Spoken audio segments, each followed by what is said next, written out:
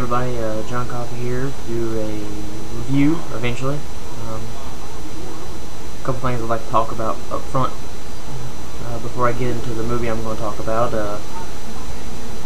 First of all, big thanks to everybody who's been watching the Matt Reviews video. It means a lot to me. Matt's a good kid, and I'm very happy to see that a lot of you guys are taking a big interest in his interest in film, and it's been a lot of fun to do.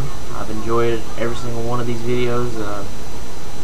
Actually just made a new intro for Matt Reviews that will probably be about 2 episodes before it'll be up with the new intro. But Matt definitely appreciates all the watches too, and spread the word about Matt Reviews. Not for me, but for Matt, because that's the most important part, is that he gets a chance to talk about these movies and have fun doing it. So, spread the word on Matt Reviews for Matt. But also, I'm pretty sure next week, unless my days are just wrong, and I don't keep up with days very well, next week is the Fright Night Film Festival in Louisville, Kentucky. Big guests there will be John Carpenter, Eddie Furlong, Linda Blair, C. Thomas Howell was just added. For me, the big guests are Jim Kelly and Danny Steinman. I'm going to be there on Saturday and Sunday. Super excited. Can't wait to go. It's been my 4th year going, I think. It's the one convention I do every year. It's going to be a good time. It's always a great party atmosphere. While there, I'm going to be taking my sister's laptop with me. And if we have internet connection in the hotel, hopefully I'll be doing video updates from there. Around, probably like 2 or 3 a day at the most. I don't think I'll be doing a whole bunch because I'll be so busy. And I don't think I'll be doing interviews or anything like that, but probably just me talking about what's going on the convention, how many people are there, what the guests are charging, who's cool, who's not cool, people I've met. I'll probably I'm going with my sister, my brother-in-law, and a good friend of mine, so maybe get them on camera too, talk about what they thought of the show. If anybody's going to be there, definitely leave a comment so we can meet up and talk for a while. That'd be cool. Yeah, I'm going to be there, and it's going to be a good time, guys. So definitely come out. And if you're in the area and you can make it, I recommend it. It's always a good show, great time. But I've wasted 2 minutes in this video just rambling about stuff that's not dealing with what this video is going to be about. So let me get on into my. Actually, it's about to hit 3 minutes. Let me get into the review.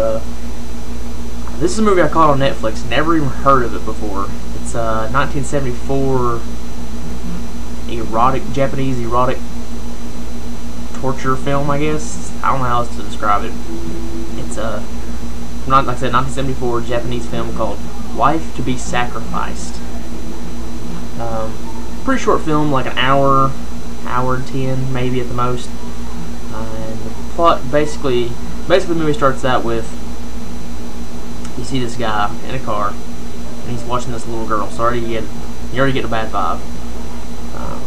A woman passes the car.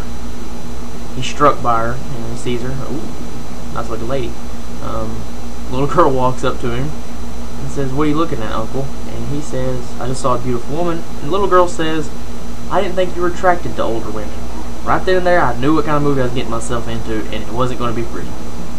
Basically, the plot of the movie is this psychotic, sadistic ex-husband kidnaps his ex-wife, and throughout the movie, tortures her, humiliates her, ties her up in different bondages, and basically just does that for the whole running hour. But eventually, he finds a couple who were trying to commit suicide together, and he takes them back to his little chamber, tortures, rapes.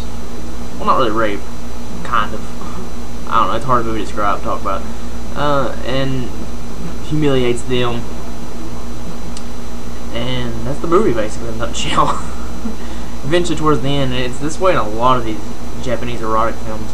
The ex-wife begins to enjoy the torture, and starts becoming more submissive to him, which is a thing that I think is pretty common in a lot of these, especially these 70s Japanese bondage erotic films. Like if you've ever seen the film Star of David, The Hunt for Beautiful Women, it's very similar to that, except for he doesn't kill anyone. He doesn't kill them. He just is a sicko.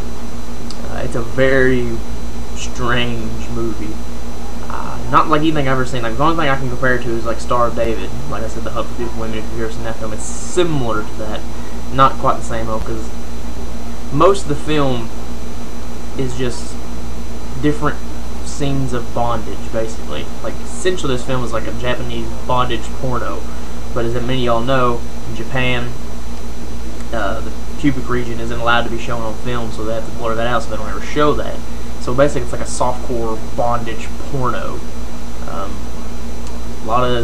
Definitely a lot of intense scenarios in this film. Like from the very beginning, you get pedophilia. They talk about pedophilia, rape, bondage, beating the woman into submission, which bothers me because I'm not into that kind of thing, really. Like when I watch a rape film, rape film, that sounds so bad. When I watch a movie that has any kind of sexual abuse in it all, I like it to be a rape revenge. I like seeing the person get their comeuppance, but in this, it doesn't quite happen that way. She begins to enjoy it. So it's a tough film to talk about because it's not going to be for everybody. I mean, basically, if you're against violence to women at all, not going to want to watch it because it's brutal. I mean, it's not brutal in a violent nature, but this guy humiliates this woman throughout the entirety of the film. I mean, very hard stuff to watch. Not going to be recommended for everybody. Like I said, if you're not into the extreme films, then you're not going to check it out. I am into extreme films, so it was something I wanted to watch it because of the name, really. Like when I read the name Wife to be Sacrificed, I thought I was going to get like a cult film, but no. Why it's called Wife to be Sacrificed, I don't know, because there's no sacrificing or anything like that in the movie. There's barely anyone dies in it, and spoiler alert, I don't think it's really spoiling anything. When someone does die, it's a suicide. So there's no murder in the film. Like I said, if you're touchy about pedophilia, wouldn't watch it either. There's definitely some edgy scenes when it comes to that too. I mean, it's all around just a really hard movie to watch. It's not a fun, enjoyable movie, but it's a well shot movie, very beautifully shot. Another thing that's interesting about it is it does have a musical score that plays through some of the film, but in a lot of the torture scenes, there's no music, similar to something like I Spit on Your Grave, which makes it really intense and really hard to watch, in my opinion. Same thing with I Spit on Your Grave, when you watch the rape scene, I Spit on Your Grave, 27-minute rape scene, no music. Same thing in this movie, kind of, not the same thing, but similar. I mean, to say I enjoyed it is a hard thing to come out and say, because you're gonna get people like you're a psycho. But it was an enjoyable movie. I mean, as much as that makes me sound crazy, it's a film that's worth a watch. If you're into Japanese extreme films or just extreme films in general, it's worth a watch. Like I said, why this is on Netflix, I have no clue. It was in my recommendations, and the name caught my attention, and it's an interesting film to watch, man. I mean, it's a crazy film. All these Japanese erotic films are just way out there. If you like this movie, I'd also, like I said, I think I mentioned a couple times, Star of David, The Hunt for Beautiful Women is another one a lot like this. That one's probably a little better than this. If I was going to rate it at a 5, I'd probably give it a 3.5.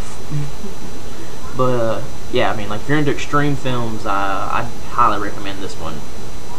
I don't even know if it has a DVD release. I caught it on Netflix. Google it, check it out. I think it's worth a watch for fans of the extreme. So, thank you for watching, guys. I hope I didn't come off too crazy in this review talking about an insane movie. Hope you guys check back, watch all my videos, and every Monday come and check out Matt Reviews. Once again, I'll be at Fright Night next week, next Saturday and Sunday. Thanks for watching, guys, and keep checking in.